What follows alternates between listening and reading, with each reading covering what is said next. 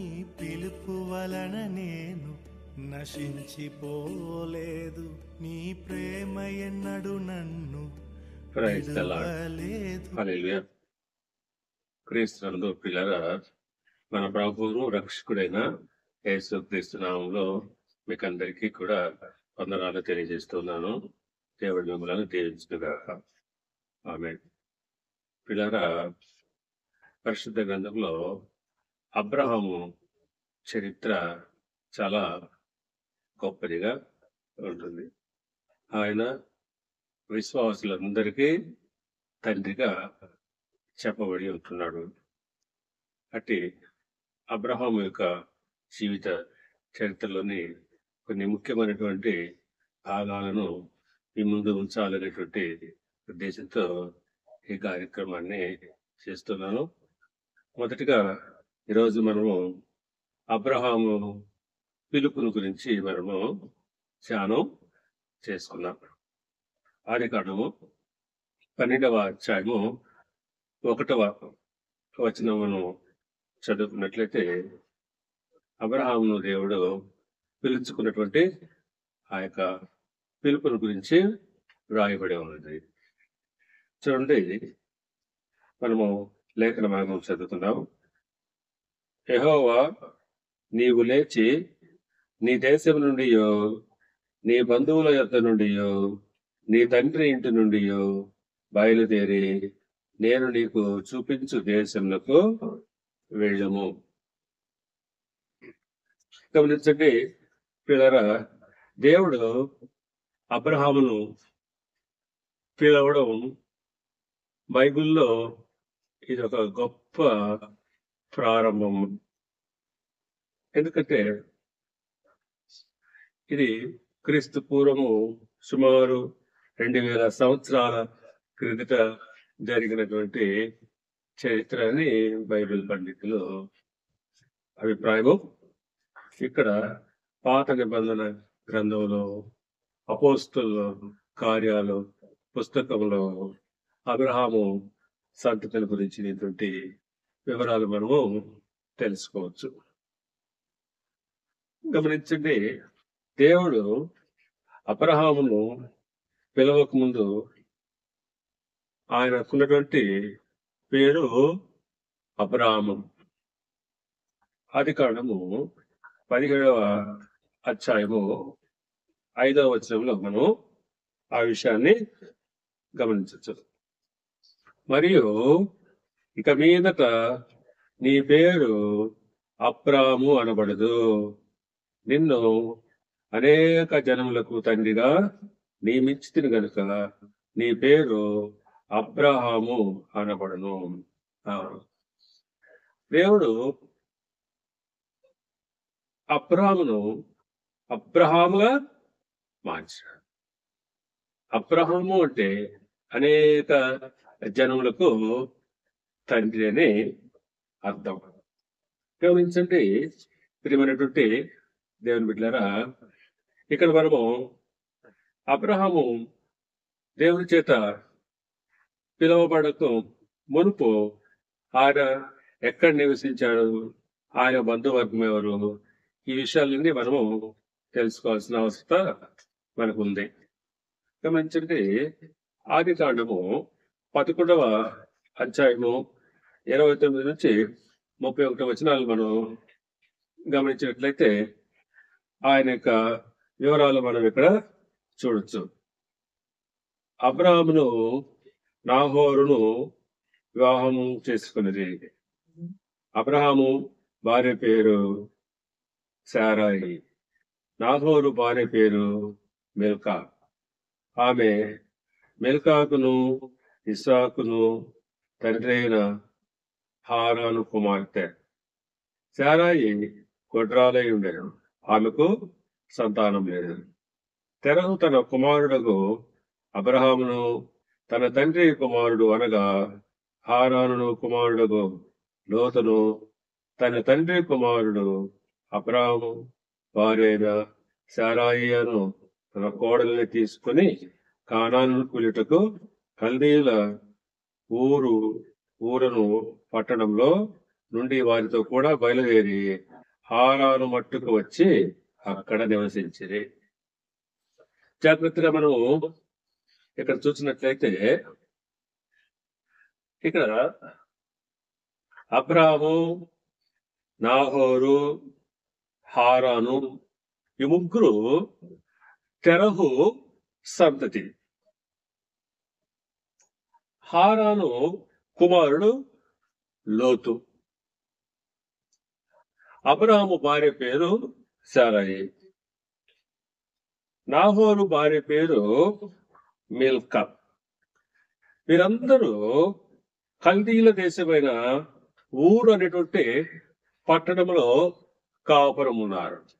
ఇది వారి యొక్క బంధువులకు సంబంధించినటువంటి చరిత్ర.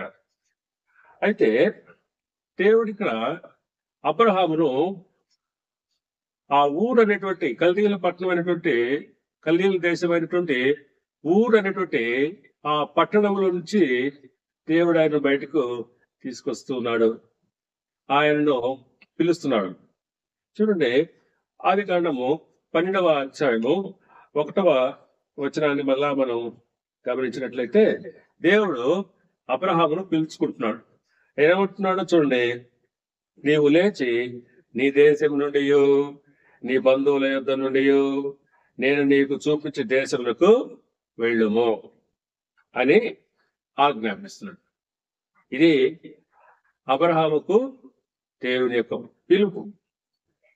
ఇక్కడ దేవుడు అబ్రహామును ఎందుకు పిలుస్తున్నాడు?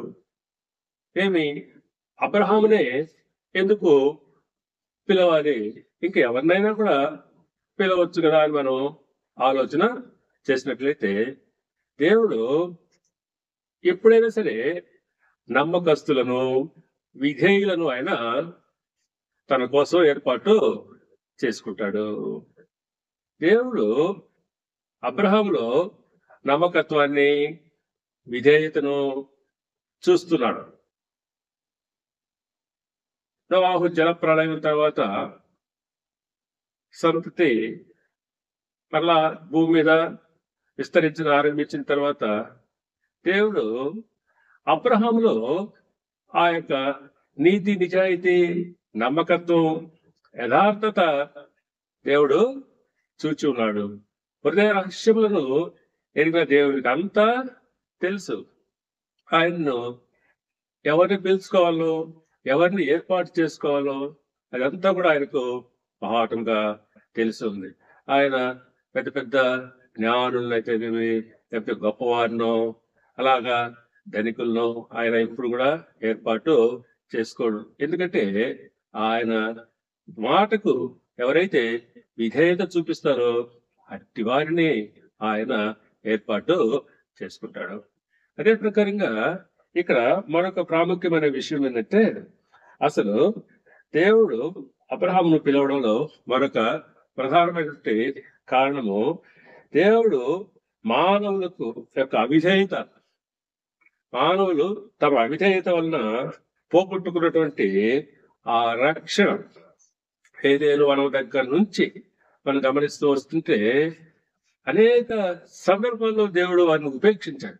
ఆదాము హవ్వలను ఏదైనా వనంలో సృష్టించిన తర్వాత వారు పాపం చేసి వారి అవిధేయత వల్ల వారు దేవుడు అనుగ్రహించిన గొప్ప భాగ్యాన్ని వారు కోల్పోయారు. వారు ఏదైనా వనంలోంచి తరిమివేయబడ్డారు. ఆ తర్వాత వారు సంతానాన్ని భూమి మీద విస్తరింపజేశారు. వారి సంతానమైన కయ్యూను, హేబేలు గురించి మనకు తెలుసు. కయ్యూను ఎటువంటి జీవితం కలిగి ఉన్నాడో, హేబేలు యొక్క జీవితాన్ని మనం బట్టి హేబేలు యొక్క అర్పణను దేవుడు అంగీకరించాడు. ఇక్కడ దేవుడు హేబేలును ఎన్నుకున్నాడు. హేబేలు ద్వారా ఆయన సంతానాన్ని, ఆయన యొక్క జనాన్ని విస్తరింపజేశాడు. అయితే ఈ సంతానము కూడా మరి కొంతకాలానికి భూమి మీద అది చెడిపోయినటువంటి వారుగాను విస్తరించినప్పుడు దేవుడు చూచాడు, ఈ సంతానాన్నంతటిని మరలా ఆయన తీసివేసి ఆయన కోసం ప్రత్యేకమైనటువంటి నమ్మకస్తులను దేవుడు ఏర్పాటు చేసుకున్నాడు. ఇక్కడ నోవాహును దేవుడు ఏర్పాటు చేసుకున్న నోవాహు కాలంలో అతడు యథార్థవంతుడును, నీతిమంతుడిగా దేవునికి కనపడ్డాడు. కనుక పిల్లరా, దేవుడు ఇక్కడ నోవాహుకు ఓడ నిర్మించుకోమని చెప్పి ఆ ఓడను ఏర్పాటు చేసుకున్న తర్వాత అక్కడ ఆయన కుటుంబాన్ని మాత్రమే దేవుడు రక్షించినాడు. మిగతా వారందరినీ జలప్రలయంతో ముంచివేసి ఉంటున్నాడు. కాబట్టి ఇక్కడ నుంచి మళ్ళా దేవుడు నూతన సృష్టిని ఆరంభించాడు.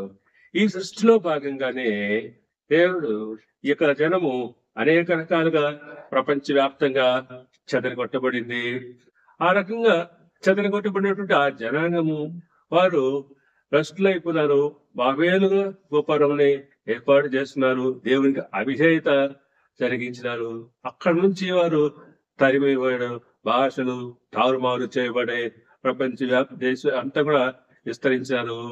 అటువంటి వారి నుంచి మళ్ళా దేవుడు ఆయన నూతన ఆరంభాన్ని మళ్ళా చేస్తున్నాడు.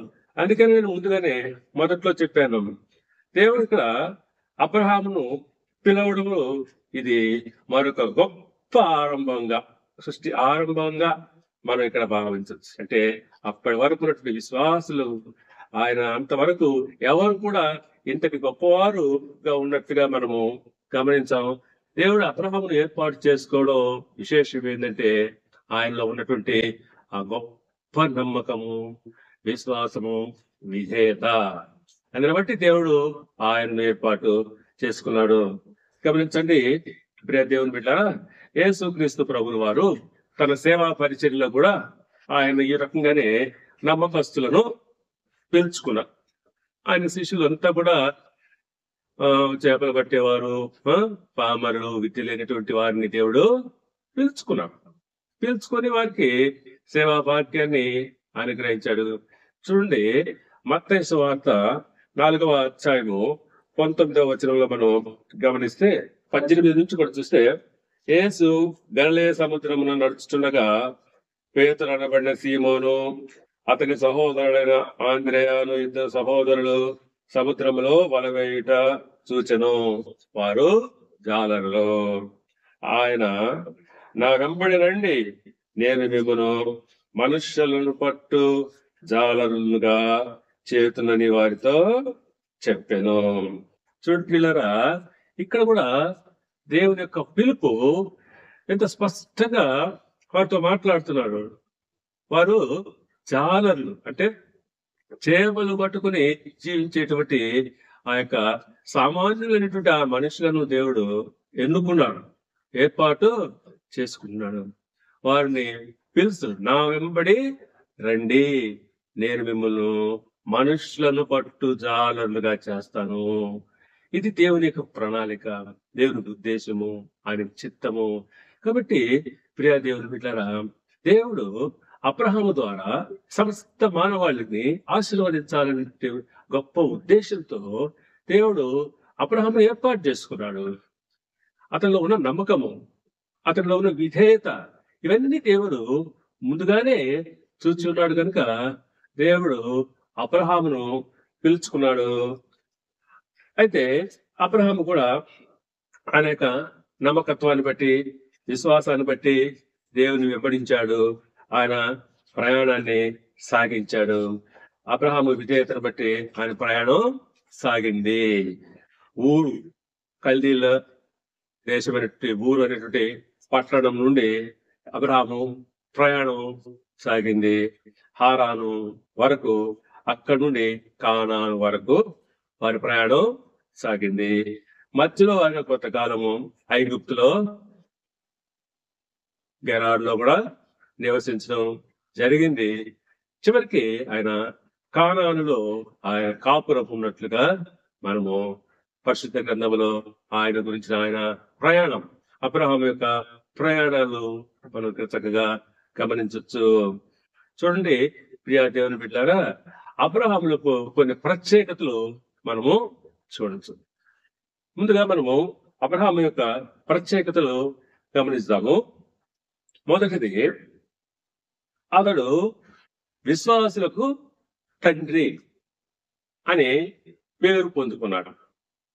ఎలా పొందుకున్నాడు ఆయన విశ్వాసులకు తండ్రి అనే పేరు? అతని నమ్మకత్వాన్ని బట్టి, దేవునిపై అతనికి ఉన్న నమ్మకాన్ని బట్టి అతడు విశ్వాసులకు తండ్రి అంటే అతనికి దేవుని మీద ఉన్న నమ్మకాన్ని బట్టి దేవుని పైన నమ్మకం ఉంచిన వారందరికీ దేవుని పైన నమ్మకం ఉంచిన వారందరికీ తండ్రి అనేటువంటి పేరు ఆయన పొందుకున్నాడు.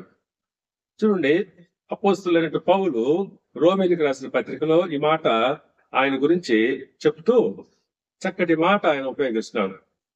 4వ అధ్యాయము 11వ వచనంలో ఆయన అంటున్నాడు, మరియు సున్నతి లేని వారైనను నమ్మిన వారికి అందరికీ అతడు తండ్రి ఎగుట వలన వారికి నీతి ఆరోపించుటకై అతడు సున్నతి పొందక మునుపు తనకు కలిగిన విశ్వాసము వలన నైనా నీతికి ముద్రగా సున్నతి అను గురుతు పొందెను. గమనించండి, ఇక్కడ నమ్మిన వారికి అందరికీ అతడు తండ్రి అంటే దేవుని ఎవరైతే నమ్ముతారో వారందరికైనా తండ్రి, విశ్వాసులకు తండ్రి. ఎప్పుడు? సున్నతికి పొందక మునుప, సున్నతి తర్వాత అంటే ఇక్కడ స్పష్టంగా ఆయన చెప్పాడు. సున్నతి పొందక మునుపును తనకు కలిగిన విశ్వాసము వలన నీతికి ముద్ర ఆయనకు సున్నతి అను గుర్తు. ఇక్కడ ఆయన విశ్వాసం అనేటువంటి సున్నతి గుర్తు ఆయన పొందుకున్నాడు. ఇది గొప్ప ఆయనకున్నటువంటి బిరుదుగాను మనం ఇక్కడ చెప్పుకోవచ్చు. అతనికి ఉన్నటువంటి ప్రత్యేకతల్లో ఇది మొదటిగా మనం గమనించాలి. రెండవది, అతడు నా దాసుడు అని అంటున్నాడు. దేవాతి దేవుడు అతడు నా దాసుడు అంటాడు. దాసుడు అంటే ఎవరు? సేవకుడు. నా సేవకుడు అబ్రహాము నా సేవకుడు అని చెప్తున్నాడు. ఎవరితో ఈ మాట చెప్తున్నాడు? యాకోబుతో చెప్తున్నాడు. యాకోబుతో అంటున్నాడు ఆయన. చూడండి, ఆదికాండము 26వ అధ్యాయము 24వ వచనంలో చూసినట్లయితే, ఆ రాత్రి యెహోవా అతనికి ప్రత్యక్షమై, నేను నీ తండ్రి అయిన అబ్రహాము దేవుడను, నేను నీకు తోడై ఉన్నాను కనుక భయపడకుము, నా దాసుడైన అబ్రహామును బట్టి నిన్ను ఆశీర్వదించి నీ సంతానమును విస్తరింప చేసేదని చెప్పాను. చూడండి, ఇక్కడ అంటున్నాడు యాకోబుతోటే, నీ తండ్రి అయిన అబ్రహాము, నీ తండ్రి అయిన అబ్రహాము అతడు నా దాసుడైన అబ్రహాము, నా దాసుడైన అబ్రహామును బట్టి నేను నిన్ను ఆశీర్వదిస్తాను. ఎంత చక్కటి గుర్తింపు అబ్రహాము దేవుని దగ్గర పొందుకున్నాడో మనం ఈ యొక్క వాక్యాన్ని బట్టి గమనించవచ్చు. ఇంకా మనం కొన్ని అబ్రహాంలో ఉన్నటువంటి ప్రత్యేకతల్లో ఇంకా చూసుకుంటూ పోతే, అతనికి నా స్నేహితుడు అనే గొప్ప పేరు అబ్రహాం దేవుడు ఆయనకి, నా స్నేహితుడు అనేటువంటి గొప్ప పేరు ఆయనకు కలిగి ఉంది. గమనించండి పిల్లరా, యాకోబు పత్రిక 2వ అధ్యాయంలో 23వ వచనంలో అంటున్నాడు, కాబట్టి అబ్రహాము దేవుని నమ్మెను, అది అతనికి నీతిగా ఎంచబడెను అను లేఖనము నెరవేర్చబడెను, మరియు దేవుని స్నేహితుడని అతనికి పేరు కలిగెను. దేవుని స్నేహితుడైనటువంటి పేరు ఆయనకు కలుగుతుంది. ఇక్కడ చక్కటి మాట ఆయన గురించి రాయబడి ఉంది, దేవుని యొక్క స్నేహితుడు. మనము నిజంగా దేవుడు స్నేహితుడని ఎలా చెప్పగలిగాడు? ఈయన యాకోబు దేవుని స్నేహితుడని ఎలా చెప్పగలిగినాడు? స్నేహితులతో ఇటువంటి దాపరికాలు ఉన్నాం. ఎవరైనా కూడా మనం ఫ్రెండ్స్ తో అన్ని విషయాలు షేర్ చేసుకుంటాం. ఇంకా ఇంట్లో కూడా కొన్ని విషయాలు మనం షేర్ చేసుకున్న స్నేహితులతో తప్పనిసరిగా మనం షేర్ చేస్తాం. అందుకని స్నేహితులు అని చెప్పటం, అబ్రహాము దేవునికి స్నేహితుడు. ఒకసారి దేవుని దగ్గర నుంచి వచ్చిన ఆ మనుష్యులు సొదొమ గొమొర్రాను నాశనం చేయడానికి వచ్చిన సందర్భంలో వారు ఆయనకి అన్ని చెప్పి వెళ్తూ వెళుతూ వారు అరే మనం ఈ విషయం నా స్నేహితుడు అనేక అబ్రహాంకు దీన్ని దాచిపెట్టడం ఎంతవరకు సబబు అని వారు మాట్లాడుకున్నట్టుగా మనం ఇక్కడ చూస్తాము. చూడండి, ఆదికాండము 18వ అధ్యాయము 16-17 వచనం. అప్పుడు మనుషులు అక్కడి నుండి లేచి సొదొమ తట్టు చూచిరి. అబ్రహాము వారిని సాగనంపుటకు వారితో కూడా వెళ్ళెను. అప్పుడు యెహోవా, నేను చేయబో కార్యము అబ్రహామునకు దాచెదనా. నేను చేయబోయాలంటే సొదొమ గొమొర్రాలను నాశనం చేయడానికి దేవుడు ఇక్కడ ఆయన వచ్చి ఆ విషయాన్ని తన స్నేహితుడైనటువంటి అబ్రహాముకు చెప్పకుండా వెళ్ళడం అనేటువంటిది అక్కడ జరగల. అదే ఆయన, నేను ఈ విషయాన్ని ఆయనకి చెప్పకుండా దాచుదునా, దానికి నేను ఎంత మాత్రం కూడా ఇష్టపూర్వకంగా లేను.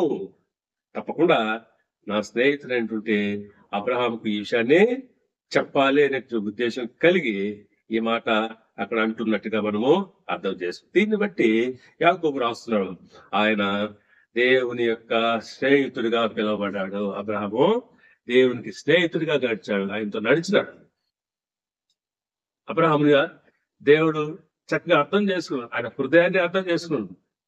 అందుచేత తాను ఏదైతే చేయబోతున్నాడో ఆ విషయాన్ని ఎంత మాత్రం కూడా అబ్రహాముకు అక్కడ దాచకుండా దాన్ని ఆయనకు తెలియజేయాలని అనుకుంటూ ఉంటున్నాడు.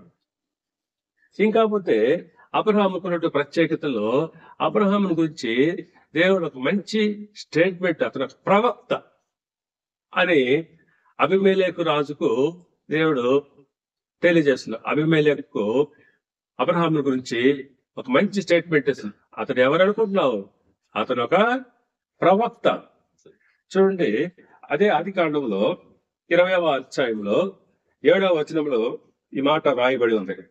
ఆయన ఒక ప్రవక్త కాబట్టి ఆ మనుషులు అతని వారిని తిరిగి అతనికి అప్పగింపము, అతడు ప్రవక్త. అబీమెలెకుకు వచ్చినటువంటి తప్పుడు ఇన్ఫర్మేషన్, రాంగ్ ఇన్ఫర్మేషన్ తో అబ్రహాము భార్యను ఆయన ఇంట చేర్చుకున్నాడు. కానీ దేవుడు అతనికి తెలియజేశాడు, అతని గురించి నువ్వు తప్పుగా అర్థం చేసుకున్నావు, అతను ఒక ప్రవక్త. కాబట్టి అతని భార్యను తిరిగి అతనికి అప్పగించమని దేవుడు అబీమెలెకుతో చెప్తున్నాడు. కనుక ప్రియులారా, అబ్రహాము ఒక ప్రవక్తగా దేవుడు జనములకు ప్రవక్తగా నేను నిన్ను నియమించి తిని ఆయనను ప్రవక్తగా దేవుడు నియమించుకున్నాడు. కనుక మనం ఇక్కడ గమనించాల్సింది. ఇంకా చివరిగా అబ్రహాముకున్నట్లు ప్రత్యేకతలు నేను మీకు చెప్తున్నాను. అతను ఇశ్రాయేలు జాతికి మూల పురుషుడిగా ఉంటున్నాడు. ఇశ్రాయేలు జాతికి మూల పురుషుడిగా ఉన్నాడు. రోమీయులకు రాసిన పత్రిక, రోమ పత్రిక 4వ అధ్యాయంలో 1వ వచనంలో, కాబట్టి శరీర విషయమై మనం మూల పురుషులకు అబ్రహామునకేమి దొరికినని అందుము. ఇక్కడ శరీర విషయమును బట్టి, శరీర రీతిగా అబ్రహాము ఇశ్రాయేలీయుల యొక్క జాతికి మూల పురుషుడు అనేటువంటి పేరు పొందాడు, గుర్తింపు.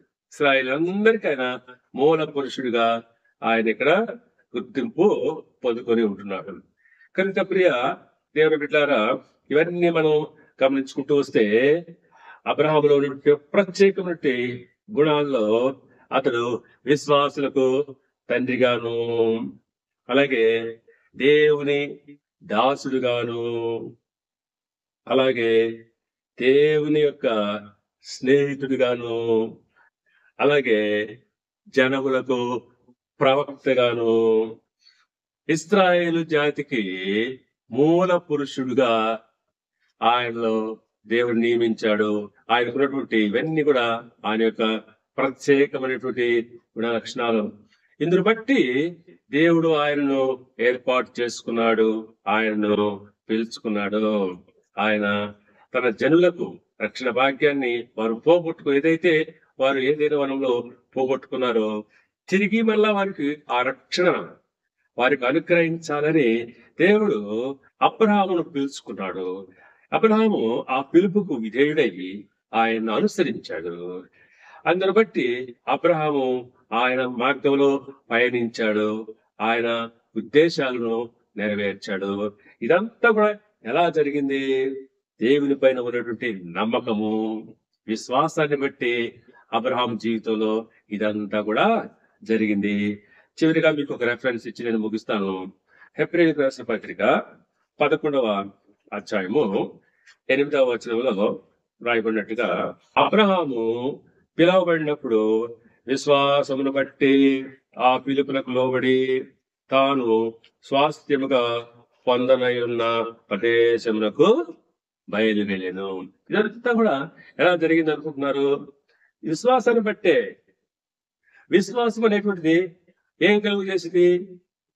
లోబడుట, విధేయత కలుగు చేసింది. విశ్వాసాన్ని బట్టి అబ్రహాము తాను పిలిచిన పిలుపునకు లోబడ్డాడు. లోబడి ఆయన తాను స్వాస్థ్యముగా పొందనన్నటువంటి ఆ ప్రదేశానికి బయలు వెళ్ళాను. అంటే వెళ్ళాడు. దేవుడు ఏదైతే తనకు చూపించాడు, ఇదిగో నువ్వు ఇక్కడికి వెళ్ళు అని ఆయనకి చెప్పాడు. వాగ్దానం ముందు చెప్పలా, ముందు పిలుచుకున్నాడు. వాగ్దానం ఏమి ముందు రిలీజ్ చేయలా, ముందు పిలిచాడు, తర్వాత వాగ్దానం ఇస్తున్నాడు.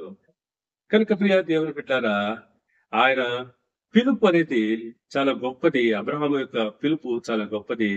ఆ పిలుపుకు తగినట్లుగానే దేవుడు అతని పైన పెట్టుకున్న ఆ నమ్మకాన్ని, ఆ విశ్వాసానికి బట్టి ఎందుకు అబ్రహామును పిలిచాడో ఆ ప్రకారంగానే అబ్రహాము ఆ పిలుపునకు, విశ్వాసాన్ని బట్టి దేవుని పిలుపునకు ఆయన ముందుకు సాగాడు.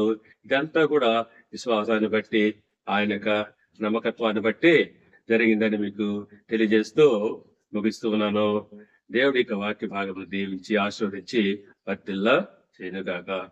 ఇప్పుడు మన పరమ తండ్రి దేవుని ప్రేమయు, ఆయన కుమారుడు మన రక్షకుడైన యేసు క్రీస్తు యొక్క కృపయు, పరిశుద్ధాత్మ దేవుని యొక్క అన్యోన్య సహవాసము, సమాధానము, శాంతి ఇప్పుడు ఎల్లప్పుడు సదాకాలము విన్న వారందరికీ మనకు తోడుగా ఉండును గాక. ఆమేన్. నీ ప్రేమకు సాటి లేదు.